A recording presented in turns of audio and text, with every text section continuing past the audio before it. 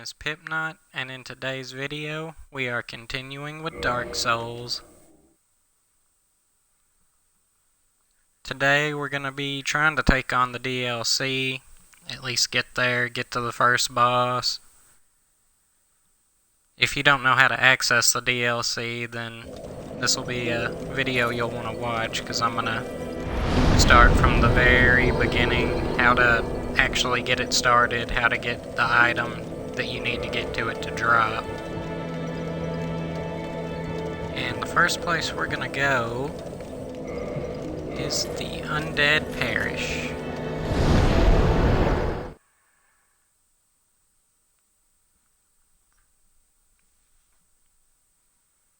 There's a lot of running around, going back and forth. You've got to load certain areas in and back out a couple of times to get this. And this is the wrong area.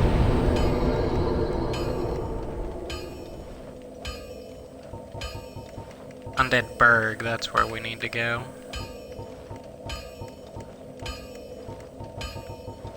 And I do not see a bonfire for that. I guess we can start from here.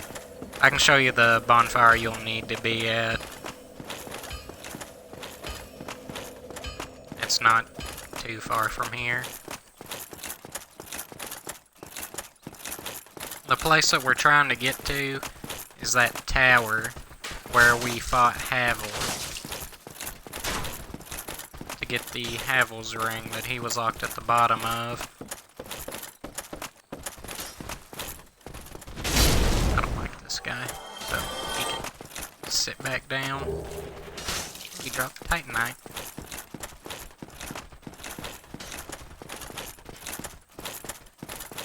I did not want to have to run this far, but it's better than how far I could have had to go.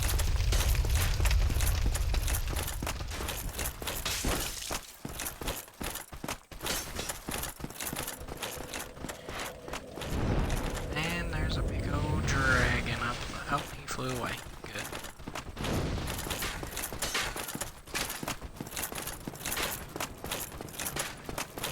I need to cut off his tail and get that weapon at some point.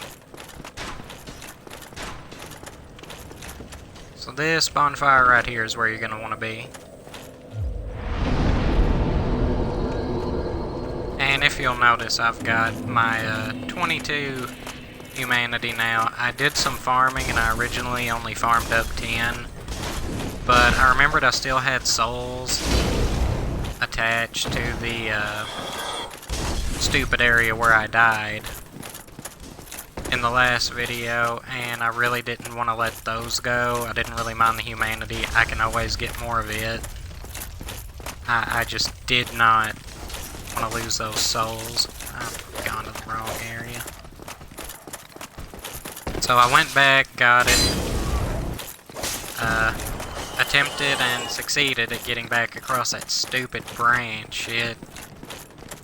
Actually, I did it on that first try after going back to it off camera.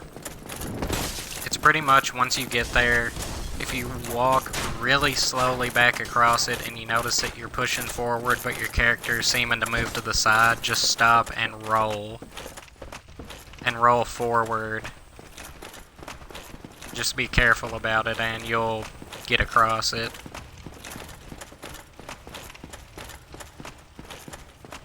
So we go all the way down here. This is where we fought Havel, and you're gonna come to the Darkroot Basin.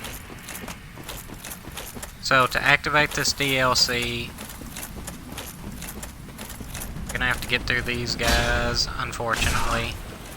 And there is a giant Hydra that's gonna start spitting water at you. If that water actually hits these guys, it'll kill them. So if you can kind of dodge, unlike what I did, if you don't feel comfortable fighting those guys and you're good at dodging, the Hydra can kind of take them out for you. Otherwise, they're gonna follow you all the way down here. Now, this item down here, you can get to this. I would not go any farther than this item because there's a pit straight off. And the idea is to get this guy to do that, to shove his head into the ground.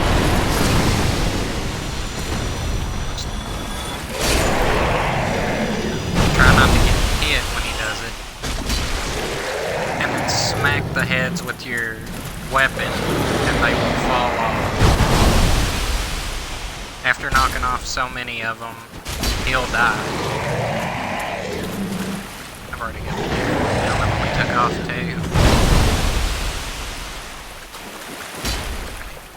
Nope, I missed.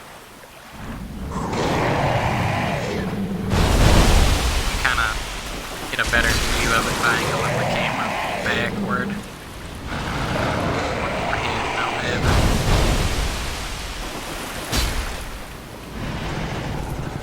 And down he goes.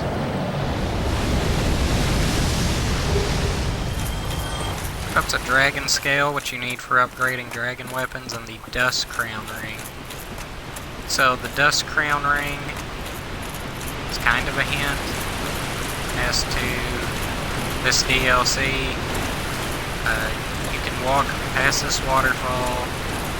You can trail all the way back to kind of like a secret little cave area that he was basically guarding. And you're gonna come up on a golem that's gonna be gold instead of the blue.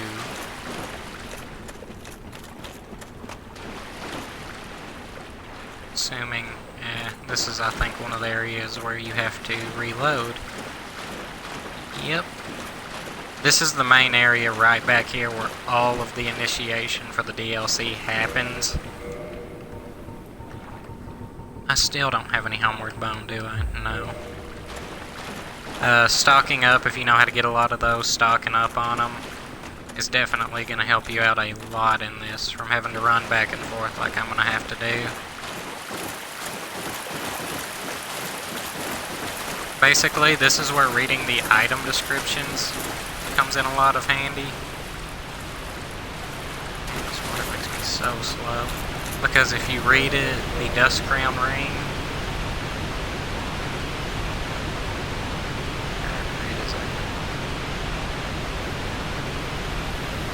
The Magic Crown shaped ring was granted to Princess Dusk of Ulasil upon her birth.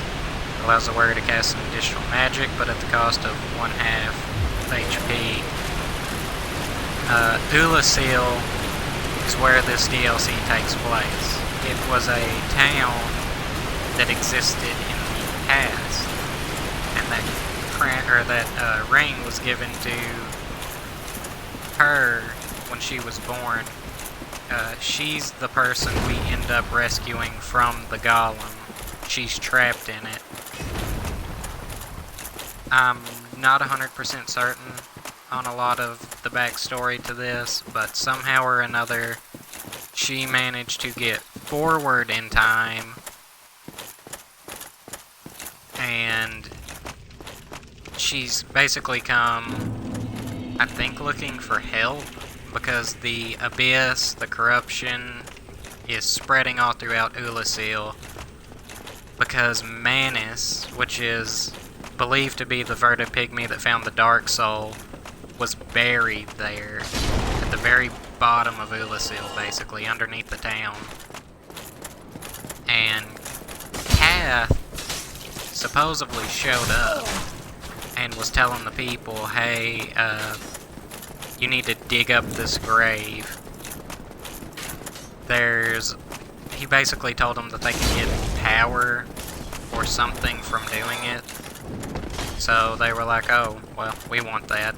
Let's go dig up this dude's grave. When they did it, it woke him up. They took his pendant, which is the one thing that was basically keeping him kind of sane, because he was the definition of what hollowing was, which is you lose your sanity and all that. He supposedly created humanity, the little black things that we get that restores the HP and makes the humanity number go up. You actually get to fight humanity in the DLC, which I thought was kind of cool. They're completely transparent. You can walk straight through them, but doing so makes you take damage. They come in all different sizes. There's really, really small ones, and then there's a couple of giant ones. But you'll get to a cave that is absolutely full of them. And it's basically right before the boss fight. It's how you know you're actually getting closer to Manus. And his fight is pretty difficult if you don't know how he really works. You can get an item that completely nullifies, because his whole thing is he does really big smashing attacks and AoE sorceries. And his sorceries are dark sorceries. And pretty much all dark sorceries are completely broken and overpowered, especially Dark Bead. If you hit all your Dark Beads and you've got enough sorcery boosting equipment and all kinds of stuff like that, it's like hitting somebody with a nuke. If it doesn't one-shot them, they have no health, basically, afterward. Okay, so now we get the golden golem to appear. So we take him out.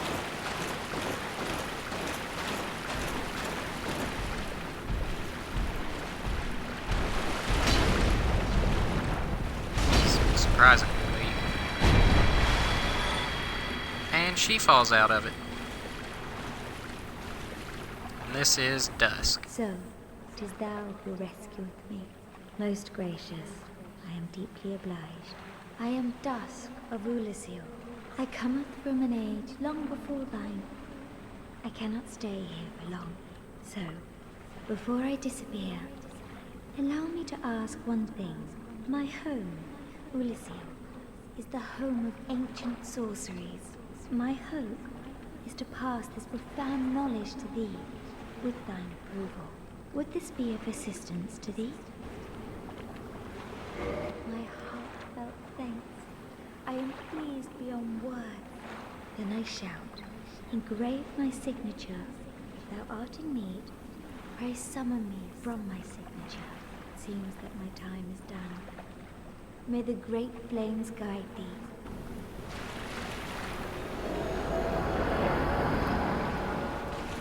And just like that, she's gone. So basically, yeah, she said, I can't stay long, I'm from a different time.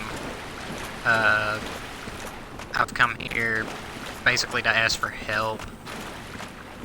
But because time in Lord Drain is convoluted, like everybody that ever talks about it will tell you, she can put down her summon signature with a soapstone, and it will basically pull her back here from her time to where she can tell you more. She wasn't able to stay on her own, because that was actually her. When you summon a phantom, supposedly it's not like summoning the actual person to your world. It's weird. So her sign... Oh, this guy's gonna be a problem.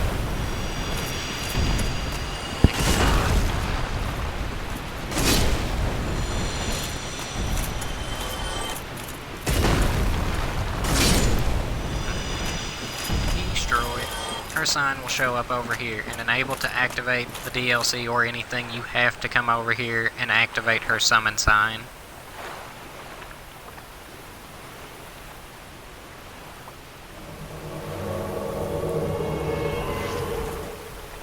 And usually this means that like they follow you and stuff like that and become an NPC, but for her, she's just a summonable merchant, basically.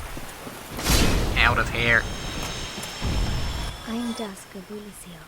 It is an honor to see thee again. I shall follow thy wishes. So you can learn a gesture from her, which is the proper bow.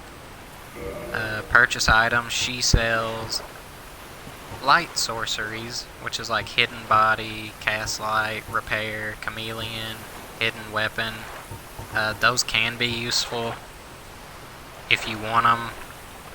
I usually don't want them, and she gives you the catalyst to be able to use them. For a very long time, I was trapped within the crystal golem. From my home I was taken, and banished to a plane of distortion. It was there that thou came to my rescue, long after I had relinquished all hope. So gleeful was I, my faith reneweth. The sorceries of Ulysses differ from the magic of Calamite. It is difficult to explain. Ulysses' sorceries are, what doth one say? They're somewhat of an approximation. Thine sorceries are more straightforward, negating all but thyself. Dost thou not find some fascination in these discrepancies? The sorceries, it is Ulysses' thine. Okay, so basically you just run her dialogue out. I wished may the flame. And what she's kind of saying is that the sorceries from her timeline, where she comes from, are different than how the sorceries here work. Her sorceries are almost kind of like miracles. They're based off of intelligence, but you have to believe that they will work. Whereas here, sorceries are straight based off your intelligence. It is dependent on how smart you are, whether you can use them. You know, being able to put the facts together as to how to make the magic work, basically, in a sense. Which is how theirs work, but you also have to have that, and it doesn't have a faith requirement, but she's kind of saying, yeah, we just kind of believe that it's going to work, and it happens. Yours are more straightforward. You straight up just know how to make it work. And with miracles, it's straight up, you just believe it will work. I think Dark Souls 3 had a little bit better way of saying it. Faith, or these guys are too close. Their miracles were straight up stories, and when reciting the story and believing in what was written is what casted what made it cast.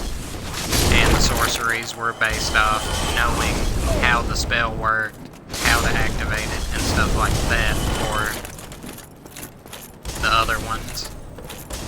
Pyromancies fall in between. Pyromancies have no requirement. They don't require faith or intelligence. You're simply spitting fire at everything that comes close to you. So now we warp to Orlando. And once we get to Orlando, until we get to the next bonfire, we can't warp out, so we are basically getting stuck here for just a little bit. Because I slayed the Firekeeper. I always thought it was interesting how this game made time work, how they kind of did everything. Everything happens in a different timeline, but the timelines converge, and it's all dependent on where you are in your timeline. So like right now, say, use Solaire for an example. If he's farther ahead in his timeline, then he knows events that could happen in this one. They don't all happen the exact same, but I think they all follow the premise of the flame fading and stuff like that.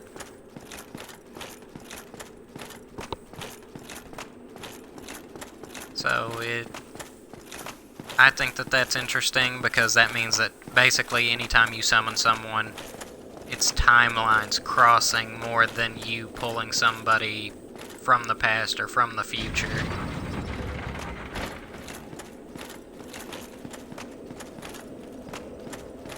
We'll have to come back down to this bonfire right here.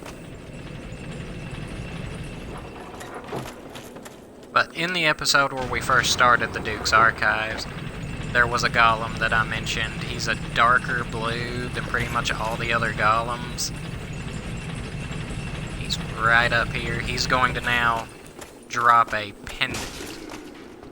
Get out of here! You're weak.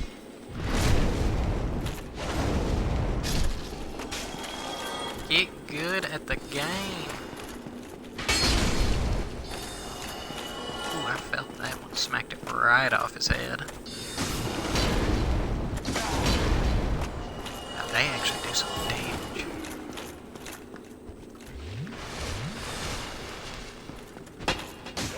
And there is a huge difficulty and skill gap once you enter this DLC. Oh, I have to kill you, not talk to you. What am I doing? Enemies usually don't just give up what they have for free. Broken pendant. That was all I needed. Yee. Hurt.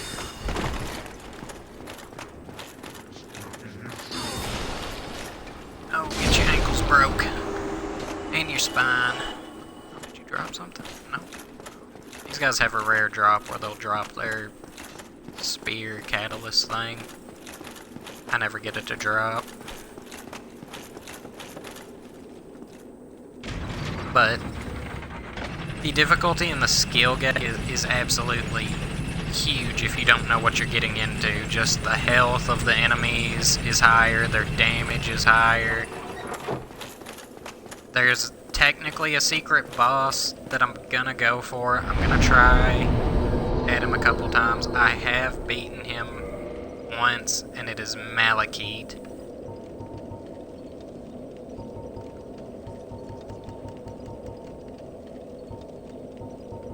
I tell you what, I'll run from Firelink. I think it might be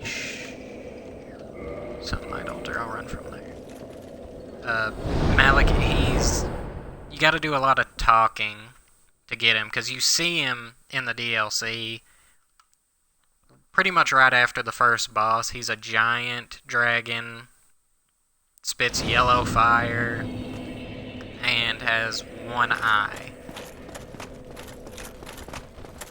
And his fight between him and Artorias, the final boss for the DLC, Manus, is a straightforward, you figure out his patterns, and you beat him.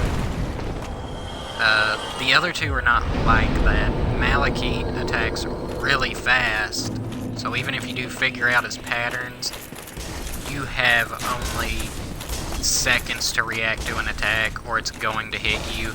And he has a status effect. Wrong way again.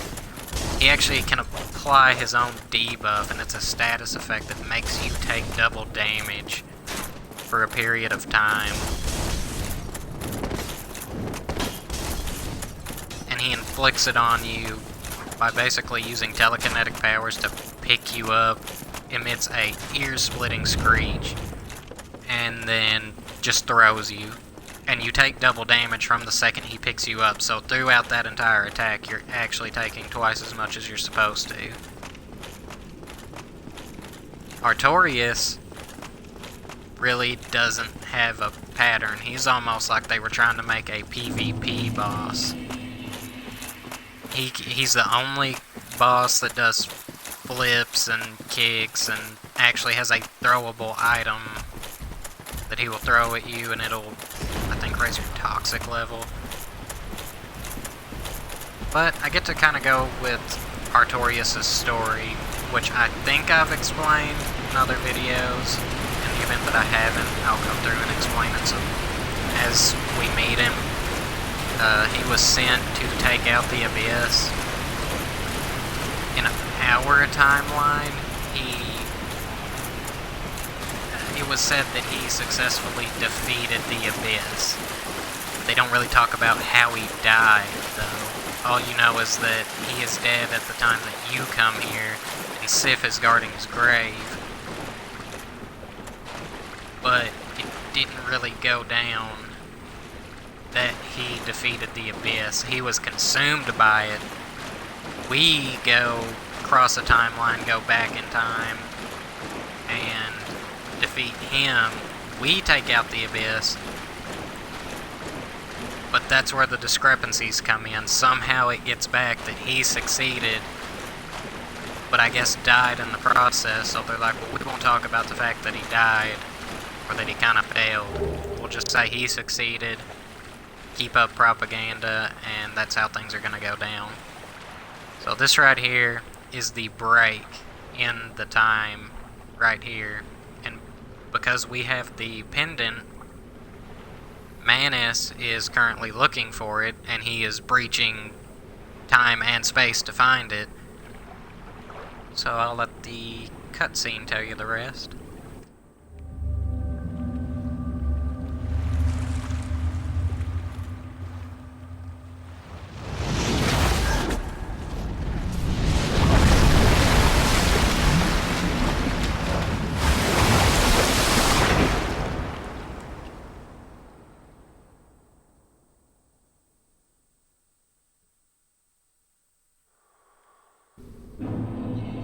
I think he wants his pendant back.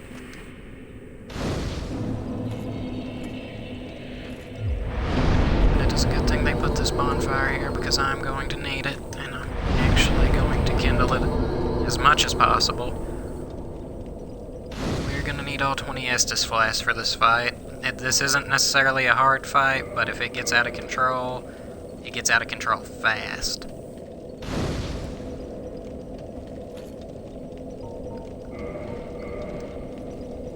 There's actually people here. You can see their phantoms. Do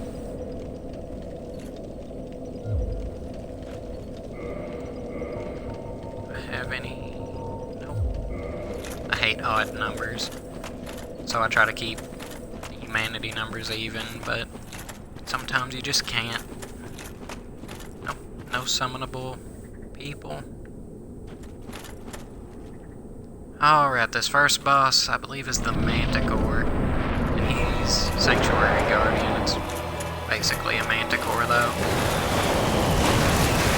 And here we go with this. This whole area is water, and in the game, lightning has an effect that it spreads through water. He can toxic you in one hit with that tail. You can cut that tail off to get a whip, and it deactivates. Oh man, he actually takes a lot of damage. Yep, poisoned. All it took was one hit. Now I gotta deal with that for the rest of the fight.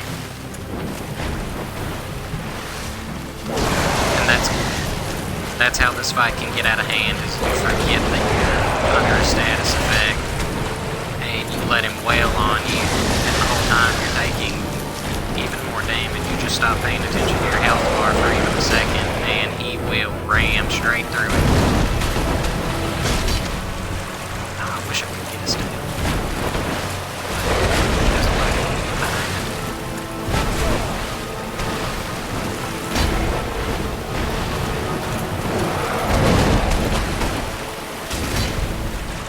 Oh, I went.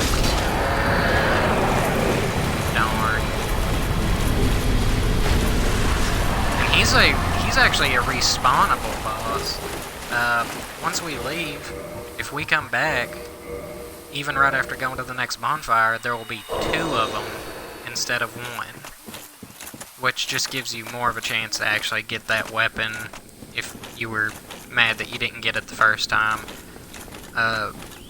You come back and there's just 2 of them. So you get double the chance to get it, but at the cost of having to take on 2 of him, which is annoying.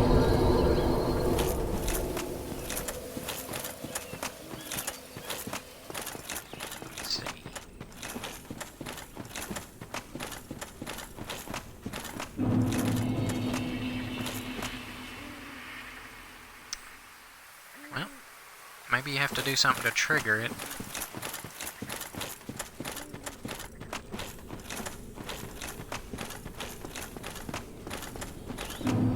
We might take that on later, try to see if we can kill 2 of him. But now it's time to talk to Elizabeth the Mushroom. Well, look at this one. From what faraway age hast thou come?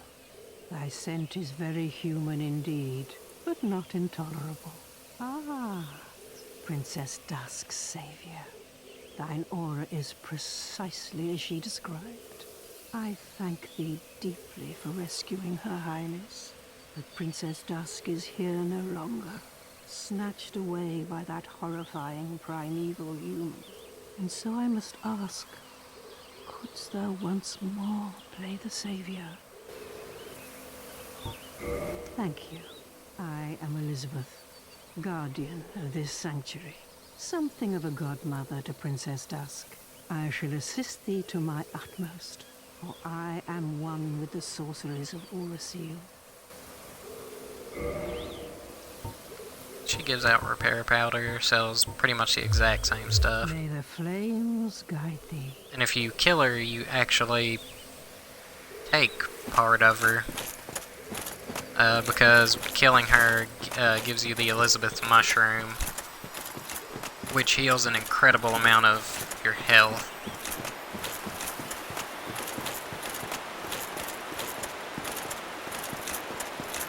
The Calamite fight, it's not around here, I don't think.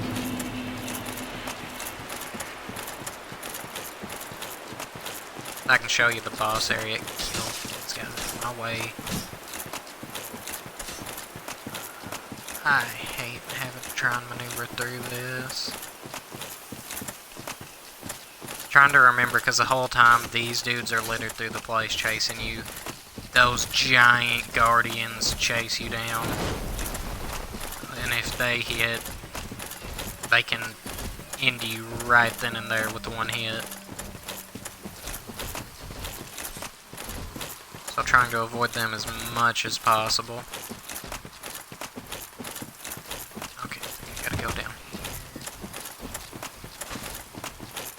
You can actually pick up their armor. It's scattered everywhere, kind of like a hide and seek puzzle you gotta put. And there's Malakit. Oh no, no, no, no, no, no.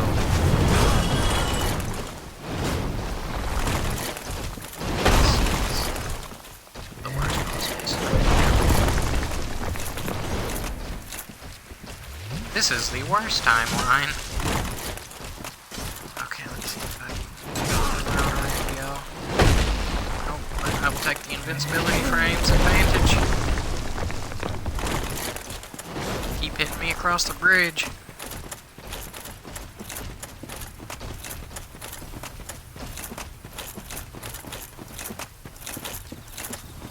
Crystal Lizard, don't do it. I missed. As you can see right here, this is where the abyss is coming out of. It is rising up through this pit. Essentially at the very bottom of it is Manus. But I ain't jumping in head first just to take him on. And that giant Colosseum over there is where we get to fight Artorias. So somewhere around here,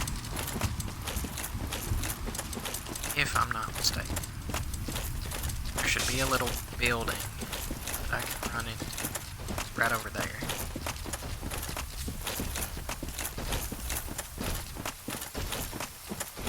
And I can activate this.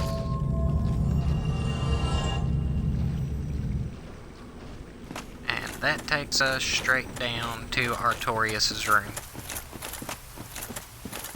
I am not going to try to fight him in this episode because I'm not prepared. But we can meet someone almost as...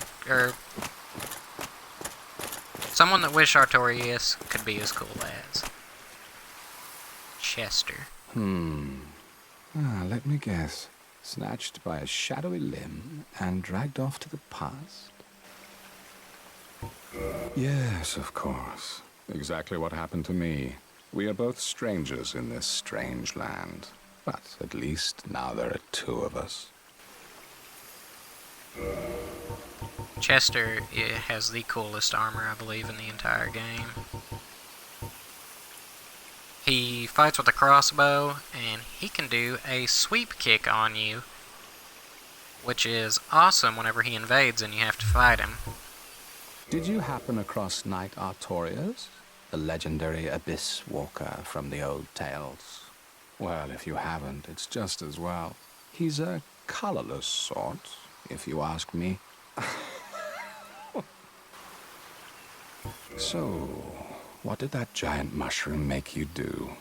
Not that I care. It's none of my business.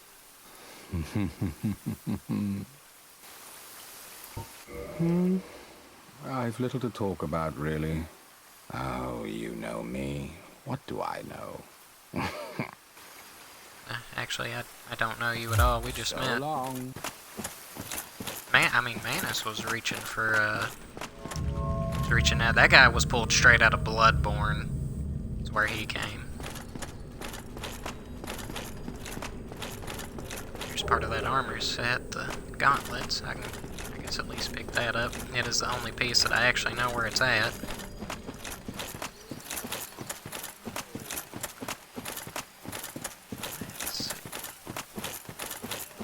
I'll take us back to the Lucille bonfire, because it is the closest bonfire actually to Artorias, and I imagine I'm going to die a lot in that fight. So I can run back here and kindle up this bonfire, that way I can have my 20 Estus flasks.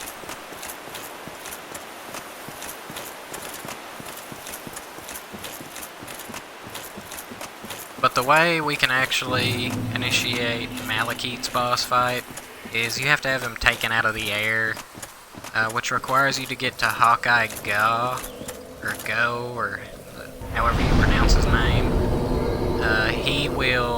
He's a giant. It was also one of four Knights of Gwyn.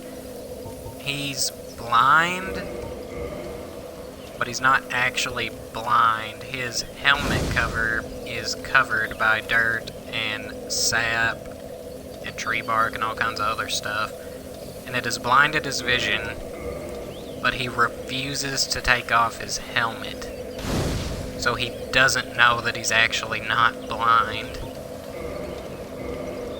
Like, he honestly believes that he just went blind one day, but he became so attuned through basically continuing to train and fight while not being able to see that he can snipe Malakit out of the air basically by smelling where he's at. He was one of the dragon hunters. It was him and Orenstein and Havel, but Havel wasn't one of Gwyn's four knights. He was basically like a bishop in his army or something. Those two were the main force that were taking out the dragons. Kareen, she was kind of like an assassin. I don't think she really fought any dragons, but she just took out anybody that Gwyn didn't like, and Artorias was his main defense against the Abyss itself. And Artorias, unfortunately, fell in... I don't think he fell in that Colosseum. I think he actually managed to get to and fight Manus, but started to notice he was getting corrupted, so in an attempt to get out, to try and stop it, he ran, and just by the time he got to that Colosseum, he had completely lost it, and just sits there and guards it now. But I'm going to end this video here. Be sure to like, comment, and subscribe. Share the video if you like it, that's always helpful. I've been Pipknot, signing out.